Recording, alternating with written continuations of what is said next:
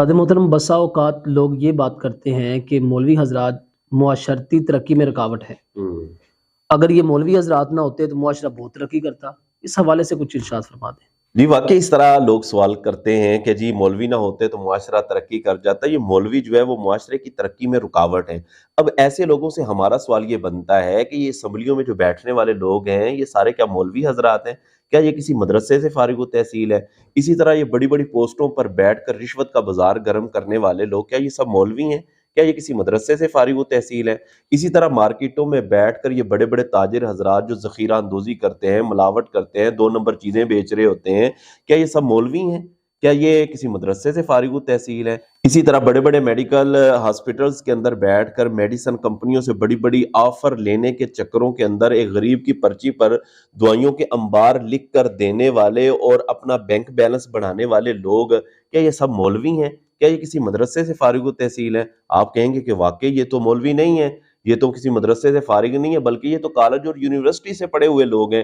تو یہ لوگ جو اس طرح کے دھندے کر رہے ہیں، اس طرح کے کام کر رہے ہیں، اور یہ جو معاشرے کی ترقی کے اندر یہ اس طرح کے لوگ جو ہے وہ رکاوٹ بن رہے ہیں، مولوی کے تو بیچارے کو یہاں تک کا جو ہے وہ سلسلہ بنتا ہی نہیں ہے۔ اور اسی طرح جب اس طرح کا یہ جملہ اس وقت بولا جاتا ہے کہ جب بینک والے، انشورنس کمپنیوں والے لوگوں کو مختلف قسم کا لالچ دیتے ہیں، مختلف قسم کے سبز باغ دکھا کر کہہ رہے ہوتے ہیں، کہتے ہیں جی آپ ہمارے پاس آئیں، ہم آپ کو یہ دیں گے اور یہ نفع ہوگا جناب، یہ پرافٹ ہوگی، اس طرح کا چکر چلا کر لوگوں کو جناب اپنے دھندے کے اندر شامل کر رہے ہوتے ہیں اور ان کو سبز باغ دکھا رہے ہوتے ہیں۔ پھر اس وقت جب مولانا حضرات اس بات کو بیان کرتے ہیں کہ یہ تو بھائی سود ہے، یہ نفع نہیں ہے، یہ پرافٹ نہیں ہے، اور سود تو ایک ایسا جرم ہے کہ اس کی ایک ایک پائی کے بدلے میں اس طرح بیان کیا گیا ہے کہ جو بندہ سود کھانے والا ہے وہ ایسا ہے جیسا کہ وہ بندہ اپنی ماں سے بدکاری کرنے والا ہے۔ تو یہ تو بڑا گھنونا جرم ہے اور تو یہ تو جہنم میں لے جانے والا کام ہے۔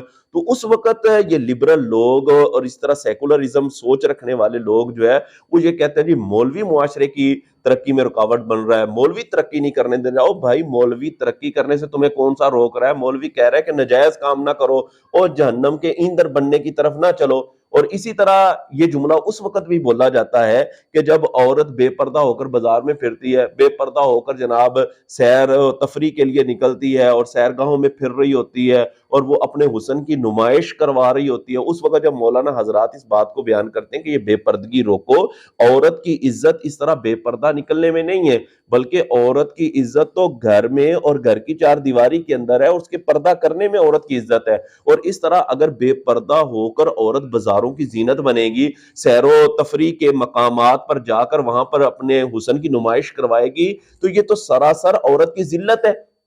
عورت کو اس لیے تھوڑی بنایا گیا کہ وہ یہ کام کرے، تو یہ تو عورت کی ذلت ہے اور یہ اس کے لیے ایک بہت بڑا جرم ہے۔ تو جب مولانا حضرات اس طرح کی بات بیان کرتے ہیں تو یہ لوگ جو سیکولرزم، لبرلزم سوچ رکھنے والے لوگ ہوتے ہیں وہ چیختے ہیں جناب یہ تو جناب معاشرے کو ترقی نہیں کرنے دے رہے، معاشرے کو جناب آگے بڑھنے نہیں دے رہے۔ او بھائی، مولانا حضرات تو آپ کو عذاب سے بچانا چاہ رہے ہیں، تباہی سے بچانا چاہ رہے ہیں کہ اس طرح کے کام ہوں گے تو نیری معاشرے کے اندر تباہی مچ جائے گی۔ تو مولانا حضرات تو آپ کو تباہی سے بچا رہے ہیں۔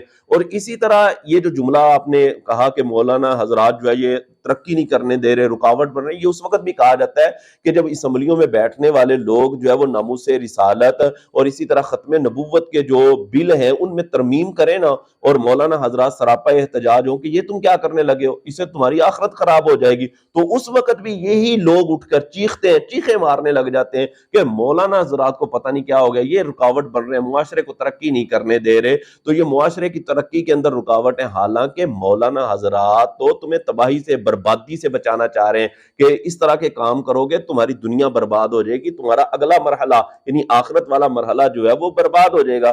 تو مولانا حضرات تو تباہی سے بچا رہے ہیں اور معاشرے کو ایک حسن دینا چاہ رہے ہیں۔